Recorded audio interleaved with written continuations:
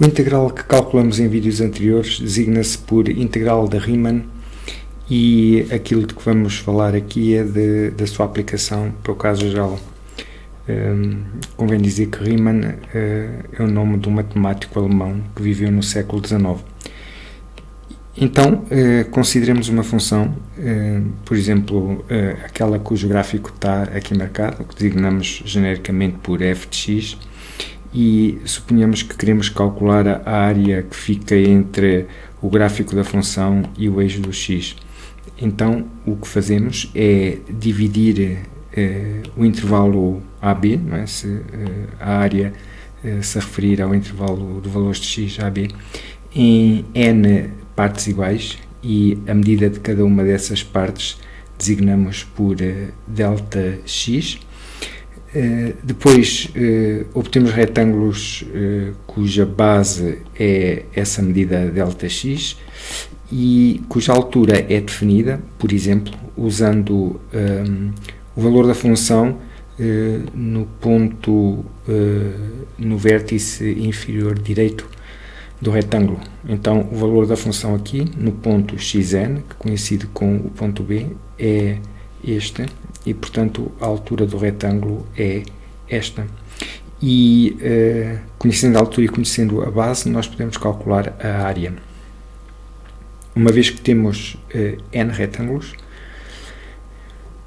nós calculamos as suas áreas, começando aqui pelo retângulo cujo vértice inferior direito da base está no ponto x1 e a área dele está indicada aqui. Depois fazemos o mesmo para o triângulo cujo vértice inferior está no ponto x2 e a área está indicada assim, etc. até ao enésimo retângulo.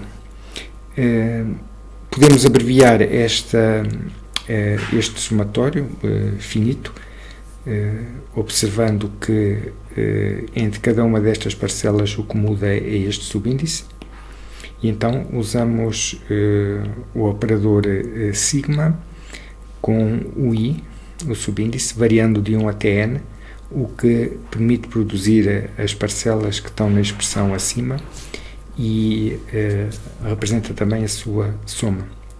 Ora bem, este valor da área é um valor aproximado, neste caso por excesso, uma vez que temos estas regiões a mais relativamente à nossa região de interesse, que é a que fica, como já se disse, entre o gráfico da função e o eixo do x, no intervalo AB. E como vimos também noutros vídeos, nós podemos melhorar esta aproximação aumentando o número de retângulos.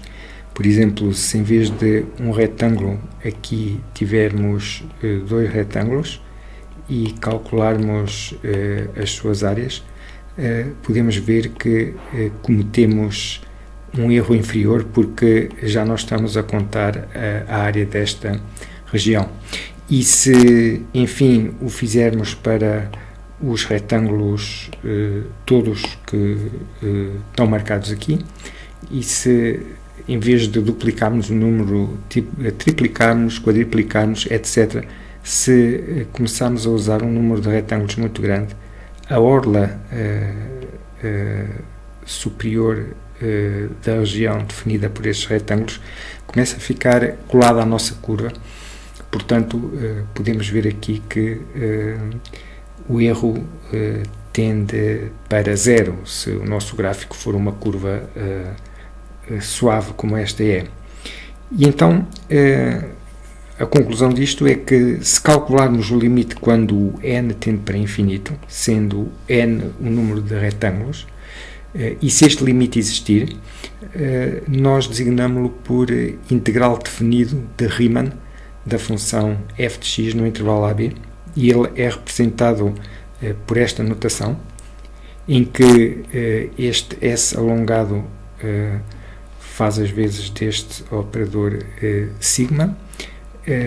Os extremos de integração, como se chamam o extremo superior b e o extremo inferior a, definem um intervalo no qual a integração é feita. A função f de x é a função f que é usada aqui, e este diferencial dx simboliza esta largura de retângulo ΔX. No caso geral, enfim, este integral não calcula uma área se a função tiver gráfico abaixo e acima do eixo do x. Se nós repetirmos essa aproximação com retângulos para uma função que toma sinal positivo e negativo no intervalo AB, suponhamos que aqui temos o A e aqui temos o B, o valor fornecido pelo integral é igual à diferença entre a área da região que está acima do eixo do x pela área da região que está abaixo do eixo do x. Este integral tem a designação de integral de Riemann.